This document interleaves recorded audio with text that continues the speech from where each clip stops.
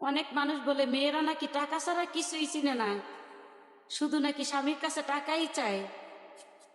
আমার একটা প্রশ্ন সবার কাছে, এক একটা মেয়ের মনে করেন 5 লাখ, 10 লাখ, 3 লাখ, 4 লাখ, 2 লাখ এরকম কাবিনের টাকা থাকে।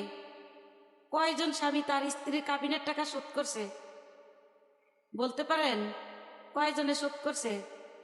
কিন্তু কোনো মেয়েকে দেখেছেন যে কাবিনের টাকার জন্য স্বামীর গায়ে হাত তুলেছে, স্বামীর সাথে দুর্ব্যবহার করেছে, স্বামীর সাথে খারাপ ব্যবহার করছে কাবিনের টাকার জন্য? কিন্তু ছেলেরা যৌতুকের জন্য মেয়ের গায়ে পুরো ফ্যামিলি নিয়ে হাত তোলে, মেয়েকে অনেক টর্চার করে। স্বামী 2 দিন পর পরই বাপের বাড়ি পাঠায় টাকার জন্য।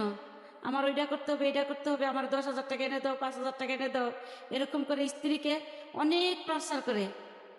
তাহলে ছেলেরা টাকার পাগল নাকি মেয়েরা টাকার পাগল?